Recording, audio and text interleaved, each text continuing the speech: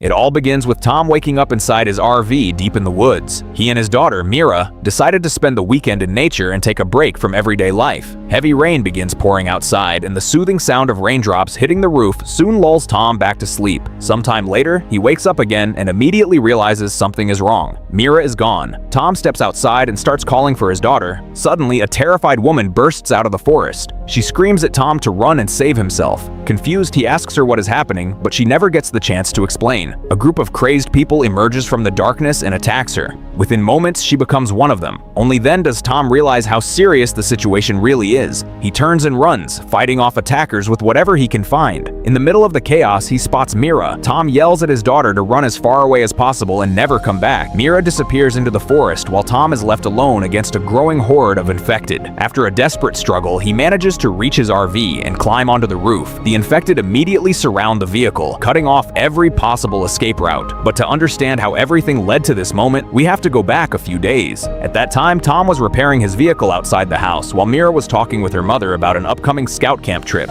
Tom was never a big fan of modern scouting. In his opinion, today's scouts spend too much time learning useless activities. He complains that when he was younger, scouts learned practical survival skills such as building fires, navigating through forests, and using Morse code. Jokingly, he asks Mira how collecting flowers is supposed to help her survive in the wilderness. Mira replies that she has no intention of getting lost in the woods. Tom laughs and says that with that attitude, she can hardly call herself a real scout. The joke doesn't go over well. Mira gets upset, and Tom's wife, Naomi, immediately takes their daughter's side and leads her away. Several hours later, Tom realizes he crossed the line and decides to apologize. To repair their relationship, he suggests spending some time together and taking a short camping trip into the forest. The next day, they head out. During the drive, the radio reports strange outbreaks of unexplained violence in several cities. Authorities insist that the situation is under control. Tom doesn't think much of it and tries to talk to Mira, but she is still upset and barely responds. After arriving at the campsite, Tom begins setting up camp and suggests going fishing. Mira says she is not in the mood. Later, Tom finally convinces her to take a walk through the forest. Unfortunately, the trip quickly turns into another argument. Mira admits that she never wanted to come in the first place.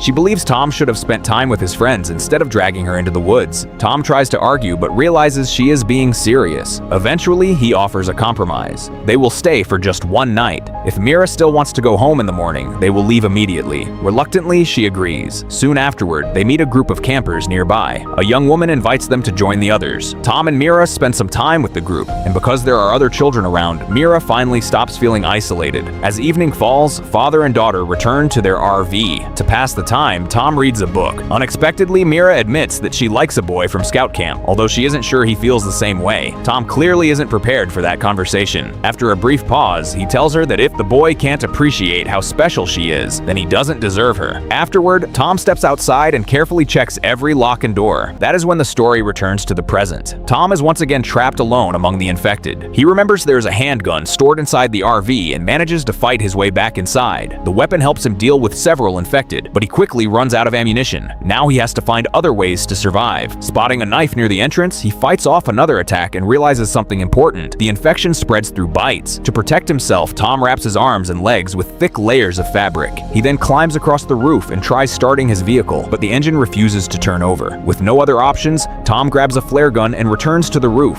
One infected even attempts to climb the ladder to reach him, but Tom manages to knock it back down and throws the ladder away. The real problem remains the same. He still has no idea whether Mira is alive. Tom repeatedly tries calling her, but there is no answer. Exhausted and overwhelmed, he slowly drifts to sleep. In his dream, he is teaching Mira how to navigate by the stars when suddenly zombies grab her and drag her into the darkness. The nightmare jolts him awake. At sunrise, Tom climbs onto the roof and scans the surrounding forest. Mira is nowhere to be seen. Trying to stay calm, he studies a map and turns on the radio. Broadcasts report that the source of the epidemic remains unknown. No treatment works, borders are closing, and survivors are being advised to stay sheltered and await further instructions. Tom's supplies are running low. Food hangs from a nearby tree, but reaching it becomes increasingly dangerous. Soon, one of the infected smashes through a window. Tom is forced to defend himself with whatever he can find and barricades the opening with furniture. Later, while searching the area again, he finally spots Mira. Mira. She is hiding only a short distance away from the RV, and for some reason the infected seem unable to notice her. Tom begins communicating with her using Morse code and tells her to stay where she is. Mira has other plans. She wants to make her way back to him on her own. At that exact moment, one of the infected notices the food hanging from the tree. Tom is forced to leave his shelter and fight. Armed with a golf club, he battles the infected, but their numbers quickly become overwhelming. Eventually, he is forced back onto the roof. That night, Tom tries using a radio to contact other survivors. Unfortunately, the signal attracts even more infected. They begin attacking the RV with renewed intensity. Realizing his mistake, Tom destroys the radio. Several infected manage to climb onto the roof, leading to another brutal struggle. Meanwhile, Mira is also forced to flee from one of the monsters pursuing her through the forest. The following morning, an infected approaches the RV carrying Mira's jacket. The sight nearly breaks Tom. He becomes convinced that his daughter is gone. Yet deep down, he still refuses to give up hope, so he keeps fighting. Tom collects rainwater, strengthens his defenses, and creates a perimeter of broken glass around the RV. Not long afterward, a vehicle appears nearby. Tom desperately waves his arms, hoping to get the driver's attention. Instead, the vehicle crashes directly into a tree. The infected immediately swarm it. Refusing to abandon a survivor, Tom rushes to help. He manages to rescue the man and bring him back to the RV. The stranger introduces himself as a police officer and delivers devastating news. According to him, the infection has spread across the entire world, and civilization has all but collapsed. Tom shows him a photo of Mira and asks whether he has seen her. The answer is no. Tom suggests joining forces and searching for his daughter together. The supposed officer immediately refuses, calling the idea suicidal. Later that night, Tom notices something strange about the man's documents. The identification belongs to someone else. The stranger is not a police officer at all. Once exposed, the imposter attacks him. A violent fight breaks out. The man eventually overpowers Tom and knocks him unconscious. When Tom wakes up, he finds himself handcuffed. The imposter plans to leave him for the infected, but Tom manages to free one hand and turns the tables. Soon afterward, the infected reach the fake officer, leaving Tom alone once again. The next morning, Tom spots a column of smoke rising in the distance. Where there is smoke, there might be people, and maybe even Mira. Tom grabs his flare gun, jumps into the vehicle, and this time the engine finally starts. He speeds away, only to crash into a tree moments later. The infected immediately surround the vehicle.